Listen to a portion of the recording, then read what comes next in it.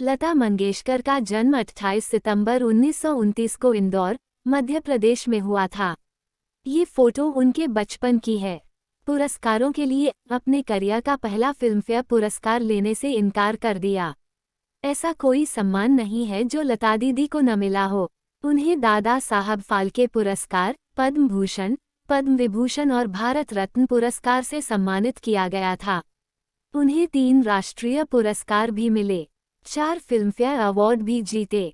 हैरानी की बात यह है कि उन्होंने अपने करियर का पहला फिल्मफेयर अवार्ड लेने से इनकार कर दिया। उन्होंने फिल्म मधुमती के गाने आजा रे परदेसी के लिए बेस्ट प्लेबैक सिंगर का अवार्ड जीता। हालांकि उन्होंने पुरस्कार लेने से इनकार कर दिया। उन्होंने कहा कि अस्वीकृति का कारण यह था कि महिलाओं के आकार की ट्रॉफी पर कोई कपड़े नहीं थे। उनका जवाब सुनकर हर कोई हैरान रह गया। बाद में यह पुरस्कार उन्हें गुप्त रूप से दिया गया। बिफोर ब्रेडविनर घर में खाने के लिए पैसे नहीं थे, परिवार का समर्थन करने के लिए उद्योग में शामिल हो गए। जब लता दीदी 13 साल की थीं, तब उनके पिता दीनानाथ मंगेशकर की दिल का दौरा पड़ने से मृत्यु हो गई। वह घर में सबसे बड़ी थी, इसलिए सारी जिम्मेदारियां उसके कंधों पर आ गईं। एक दिन ऐसा भी आया जब पूरे परिवार को भूखा सोना पड़ा। ये बात खुद लता दीदी ने 2015 में एक इंटरव्यू में कही थी। इसी दौरान मास्टर विनायक ने उनसे अपनी मराठी फिल्म पहली मंगलागौर के लिए संपर्क किया। उन्हें पैसों की जरूरत थी, इसलिए उन्होंने हाँ कर दी और फिल्म में एक छोटा सा रोल भी किया। उन्होंने फिल्म में नुतली चैत्राची नवल आई गाने को भी आवाज दी थी। इस गाने के लिए उन्हें 25 रुपये और फिल्म में अपने रोल के लिए कुल 300 रुपये फीस मिली थी। उसके बाद उन्होंने कुछ समय तक मास्टर विनायक की कंपनी में काम किया। लता दीदी ने 1942 में एक अभिनेत्री और गायिका के रूप में अपना करियर शुरू किया। 1942 से 1948 तक उन्होंने कुल 8 फिल्मों में अभिनेत्री के रूप में काम किया। सी फॉर केयर, नूरजहां के पाकिस्तान जाते ही चमका लता दीदी का करियर। जब लता दीदी ने उद्योग में प्रवेश किया, तो कई लोगों ने उनकी आवाज़ को पतली कहकर खारिज कर दिया। इस लिस्ट में शशिधर मुखर्जी का नाम भी शामिल था। तब मास्टर हैदर अली ने कहा था आने वाले दिनों में निर्माता निर्देशक इस लड़की के पैरों पर गिरेंगे और उससे अपनी फिल्मों में गाने की गुजारिश करेंगे। उस वक्त इंडस्ट्री में नूरजहां, शमशाद बेगम जैसे लोगों का दबदबा था। लेकिन कुछ समय बाद लता दीदी ने सभी को पीछे छोड़ दिया। खबरों की माने तो स्वर कोकिला लता दीदी की तुलना नूरजहां से की जाती थी। ये भी कहा गया कि अगर बंटवारे के वक्त नूरजहां पाकिस्तान नहीं गई होती तो लता दीदी का सिंगिंग करियर इतनी ऊंचाइयों तक नहीं पहुंच पाता। हालांकि 14 साल की लता को देखकर नूरजहां ने कहा था कि वह एक दिन बहुत बड़ी गायिका बनेंगी। लता दीदी भी नूरजहां की बहुत बड़ी प्रशंसक थीं और उन्हें एक आदर्श के रूप में देखती थीं। नूरजहां भी खाली समय में उनके गाने सुनती थीं। 1982 में जब नूरजहां भारत आई तो एक कार्यक्रम का आयोजन लता मंगेशकर ने किया था, वहीं दिलीप कुमार भी शामिल हुए। ये तस्वीर उसी वक्त की है। डी फॉर डेथ, किसी ने ईर्ष्या के कारण उसे जहर दे दिया। वह 3 महीने तक बिस्तर पर पड़ी रही। 33 साल की उम्र में लता दीदी बुलबुल बन गईं। कोई उनकी प्रगति से इतना ईर्ष्यालु था कि उसने उन्हें जहर देने की कोशिश की। यह उनके जीवन का सबसे कठिन और भयानक दौर था। इसके चलते उन्हें 3 महीने तक बिस्तर पर रहना पड़ा। उनका शरीर इतना कमजोर हो गया था कि वह बिस्तर से उठना तो दूर अकेले चल भी नहीं पाते थे। ऐसे कठिन समय में शायर मजरूह सुल्तानपुरी उनका सहारा बने। दिन का काम खत्म करने के बाद मजरूह शाम को उनके पास जाते और कविता पढ़कर उनका मनोरंजन करते। इन कठिन समय को याद करते हुए लता दीदी ने एक बार कहा था, अगर इस कठिन समय में मजरूह मेरे साथ नहीं होते तो शायद मैं इस कठिन समय से उबर नहीं पाता। यह भी चर्चा रही कि इस दुर्घटना के कारण उन्होंने अपनी आवाज़ खो दी। हालांकि बाद में उन्होंने इस बात से इनकार किया और कहा, मैंने कभी अपनी आवाज़ नहीं खोई। बाद में लता दीदी को पता चला कि उन्हें किसने जहर दिया था। उनके पास उस व्यक्ति के खिलाफ कोई ठोस सबूत नहीं था, इसलिए उसके खिलाफ पुलिस कार्रवाई नहीं हो सकी। ए फॉर इमोशन, लता दीदी के गाने सुनकर पूर्व प्रधानमंत्री जवाहरलाल नेहरू भी रो पड़े थे। लता दीदी की आवाज में इतना दर्द था कि पूर्व प्रधानमंत्री जवाहरलाल नेहरू भी खुद को रोने से नहीं रोक पाए। यह घटना 1962 की है, जब चीनी आक्रमण के बाद पूरा देश निराशा की स्थिति में था। इसी बीच 26 जनवरी 1963 को लता दीदी से ए मेरे वतन के लोगों गाने में अपनी आवाज देने का अनुरोध किया गया। समय कम था, लेकिन फिर भी उन्होंने इसे स्वीकार कर लिया। उड़ान में टेप रिकॉर्डर पर छोटे छोटे टुकड़े सुनकर अभ्यास किया। जब उन्होंने अपनी सुरीली आवाज में यह गाना गाया तो सामने बैठे पंडित जी समेत सभी मेहमानों की आंखों में आंसू आ गए। गाना खत्म होने के बाद महबूब खान लता दीदी के पास गए और बोले, लता, तुम्हें पंडित जी बुला रहे हैं। इसके बाद लता दीदी पंडित जी के साथ साथ इंदिरा गांधी और कई अन्य राजनेताओं से मिलीं। पंडित जी ने उनसे कहा, बेटी, आज तुमने मुझे रुला दिया, मैं घर जा रहा हूँ, तुम भी मेरे साथ चलो और मेरे घर चाय पियो। लता दीदी उनके साथ घर चली गईं। वो वहां जाकर एक कोने में बैठ गईं। तभी इंदिरा गांधी आईं और बोली, मैं आपको दो लोगों से मिलवाना चाहती हूँ जो आपके सच्चे प्रशंसक हैं। उनसे मिलकर खुशी होगी। फिर वह अपने दोनों बेटों राजीव और संजय के साथ लौटी और बोली, ये आपके बहुत बड़े फैन हैं। फोटो में पूर्व प्रधानमंत्री जवाहरलाल नेहरू के साथ लता दीदी। फॉर फर्स्ट 1959 और 1973 में पहला फिल्मफेयर और राष्ट्रीय पुरस्कार जीता। लता दीदी ने पहला हिंदी गाना 1943 में गाया था।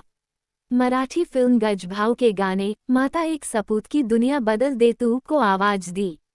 1945 से उन्होंने उस्ताद अमान अली खान से शास्त्रीय संगीत का प्रशिक्षण लेना शुरू किया। उन्हें पहला बड़ा ब्रेक 1948 में फिल्म माभर के गाने दिल मेरा तोड़ा से मिला।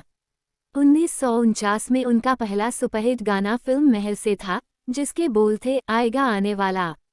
उन्होंने अपना पहला फिल्मफेयर पुरस्कार 1959 में फिल्म मधुमती 1958 के गीत आजा रे परदेसी के लिए जीता। वहीं 1973 में फिल्म प्रदीप के गाने बीती ना बिताई राना के लिए उन्होंने अपना पहला राष्ट्रीय पुरस्कार जीता। जी फॉर गॉडफादर गुलाम हैदर को गॉडफादर माना जाता था। गुलाम हैदर को लता दीदी की प्रतिभा पर तब विश्वास था जब हर कोई उनके खिलाफ था। धन्यवाद स्वरूप लता दीदी ने फिल्म माभर 1948 के गाने दिल मेरा तोड़ा मुझे कहीं का ना सोडा को अपनी आवाज दी। इस गाने को दर्शकों ने खूब पसंद किया और यह उस समय का हिट गाना बन गया। लता दीदी ने गुलाम हैदर के इस उपकार को जीवन भर स्वीकार किया। 2013 में एक इंटरव्यू में उन्होंने कहा था, गुलाम हैदर साहब असल में मेरे गॉडफादर हैं।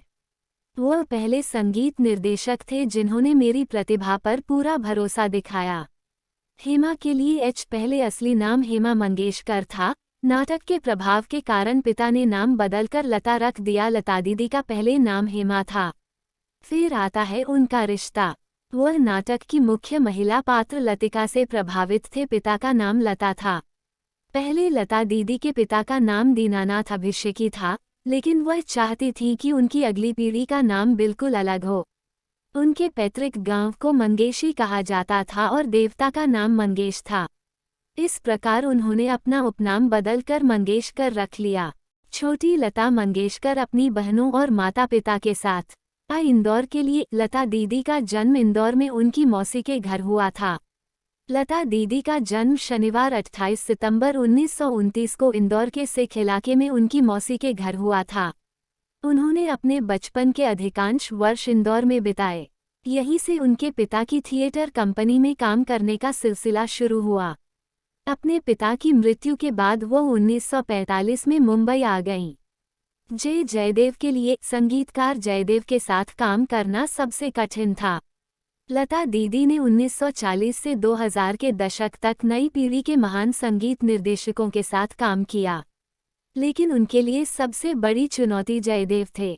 बाद में जयदेव ने उनसे एक गाना गाने के लिए कहा जो खुद नेपाल के राजा ने लिखा था।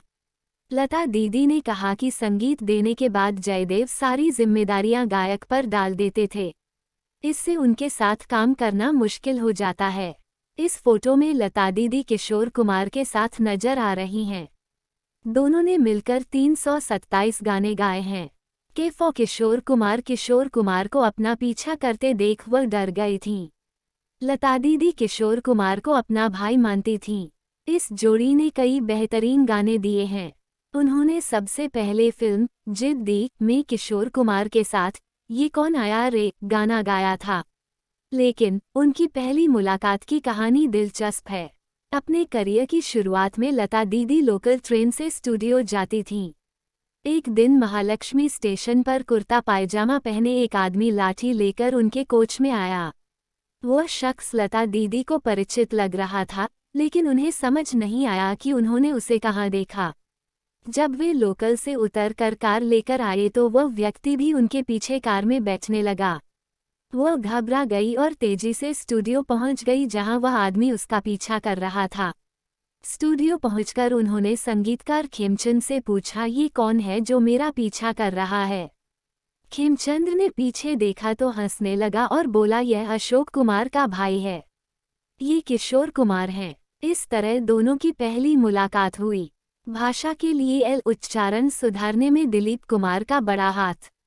लता दीदी का पालन पोषण मुंबई में हुआ, इसलिए उनकी बोली भी मराठी थी। जब उन्होंने हिंदी फिल्मों में गाना शुरू किया तो लोग उन्हें मराठी कहकर ताना मारते थे। इससे जुड़ी कहानी यह है कि एक दिन वह संगीतकार अनिल बिस्वास और दिलीप कुमार के साथ लोकल ट्रेन से गोरेगांव जा रही थीं। अनिल बिस्वास ने दिलीप कुमार का परिचय देते हुए कहा, दिलीप, ये लता मंगेशकर हैं और ये बहुत अच्छा गाती हैं। इस पर दिलीप कुमार ने पूछा, ये कहाँ से आया। अनिल विश्वास ने कहा कि वह मराठी हैं। मराठी शब्द सुनते ही दिलीप कुमार ने अजीब सा चेहरा बनाकर कहा, नहीं, मराठी लोगों की बोली में थोड़ा दाल चावल का स्वाद होता है, मराठी लोग उर्दू नहीं जानते हैं। लता दीदी को इन शब्दों पर बहुत बुरा लगा। इसके बाद उन्होंने उर्दू सीखने का फैसला किया और उर्दू सीखी। वह कहती थी वह दिलीप कुमार ही थे जिन्होंने उन्हें उर्दू सिखाए और उनका उच्चारण सुधारा। लता दीदी ने अपने करियर में 30 से अधिक भाषाओं में काम किया, गीत गाए जाते हैं। लता दीदी दिलीप कुमार को अपना भाई मानती थीं। वह दिलीप साहब को राखी बांधने उनके घर जाती थीं। M4 महल हॉरर फिल्म महल ने रिकॉर्ड तोड़ दिया। 1949 की हॉरर फिल्म महल ने लता दीदी के करियर को आकार देने में प्रमुख भूमिका निभाई। इस फिल्म में लता दीदी ने आएगा आने वाला गाने को आवाज दी है। इस गाने ने उस समय के सारे रिकॉर्ड तोड़ दिए थे। यह इतनी बड़ी सफलता थी कि निर्माताओं को एहसास हुआ कि संगीत से भी बहुत पैसा कमाया जा सकता है। M4 नौशाद साहब ने मुग़ल-ए-आज़म के लिए दीदी को चुना। लता दीदी के करियर को आगे बढ़ाने में नौशाद साहब का बड़ा योगदान रहा है। लता दीदी 1960 की फिल्म मुग़ल-ए-आज़म में मधुबाला की आवाज बनी। म्यूजिक डायरेक्टर नौशाद ने 150 गाने रिजेक्ट करने के बाद प्यार किया तो डरना क्या को चुना था। नौशाद साहब इस गाने में जो गूंज चाहते थे वो स्टूडियो में नहीं थी। ऐसे में उन्होंने लता दीदी से बाथरूम में गाना रिकॉर्ड करवाया। उन दिनों एक पूरी फिल्म 10-15 लाख रुपए में बन जाती थी, लेकिन इस गाने की पूरी लागत 10 लाख रुपये थी। ओवरसीज विदेश में प्रस्तुति देने वाली पहली भारतीय महिला गायिका। लता दीदी विदेशी संगीत कार्यक्रमों की श्रृंखला शुरू करने वाली पहली भारतीय महिला गायिका थीं। उनके कदमों ने आने वाली पीढ़ियों के लिए दरवाजे खोल दिए। उन्होंने 1974 में लंदन के रॉयल एल्बर्ट हॉल में अपनी शुरुआत की। पी फॉर प्रेडिक्शन, पिता ने की भविष्यवाणी, कभी नहीं करेंगे शादी। लता दीदी के पिता दीनानाथ मंगेशकर भी एक ज्योतिषी थे। उन्होंने पहले ही कह दिया था कि वे कभी शादी नहीं करेंगे। उन्होंने लता दीदी की मां से कहा था, देखना, एक दिन वह भी मशहूर गायिका बनेंगी। लता दीदी ने 4 फिल्मों का निर्माण किया।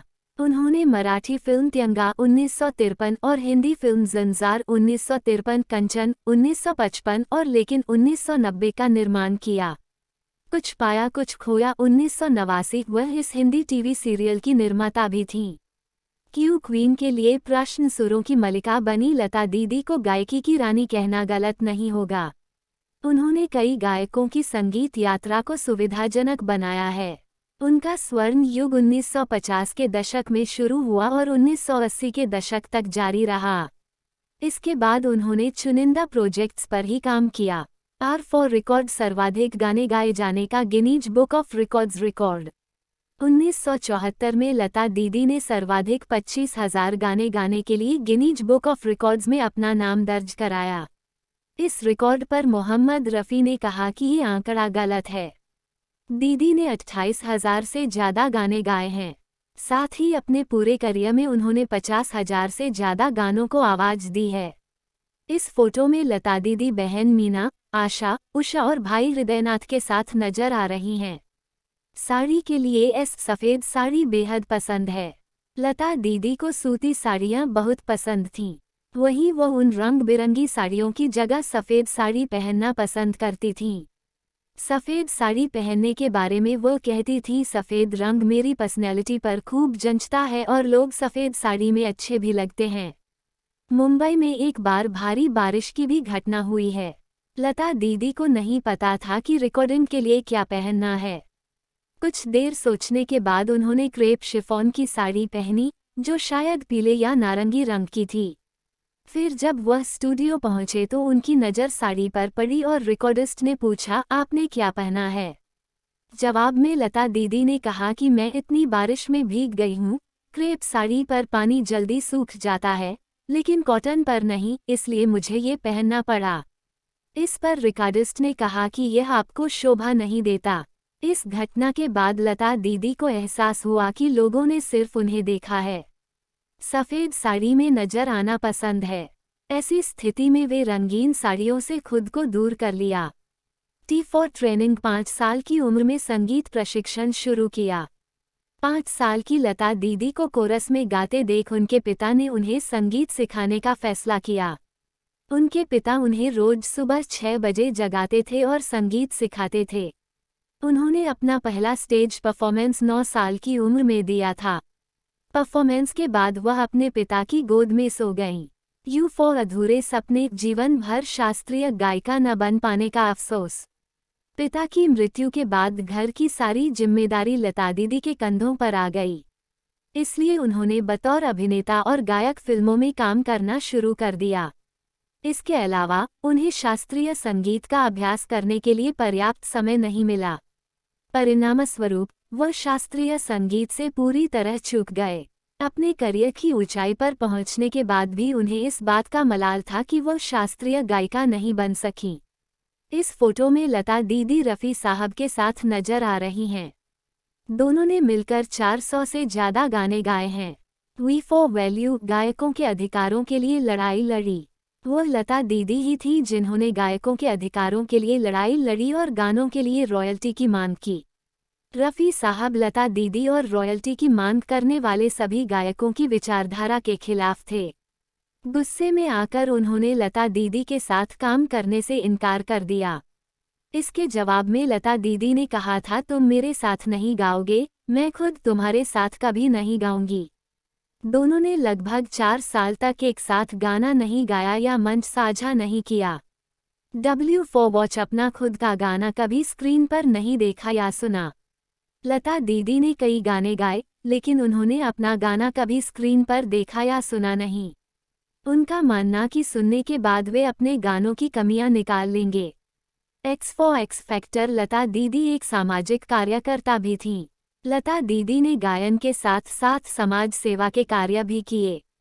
1989 में लता दीदी ने लता मंगेशकर फाउंडेशन की शुरुआत की। इस फाउंडेशन के जरिए उन्होंने पुणे में अपने पिता दीनानाथ मंगेशकर के नाम पर 6 एकड़ का अस्पताल बनवाया। महाराष्ट्र के नागपुर में लता मंगेशकर के नाम पर एक अस्पताल है। इसकी स्थापना 1991 में हुई थी। लता दीदी का 6 फरवरी 2022 को 92 वर्ष की आयु में निधन हो गया।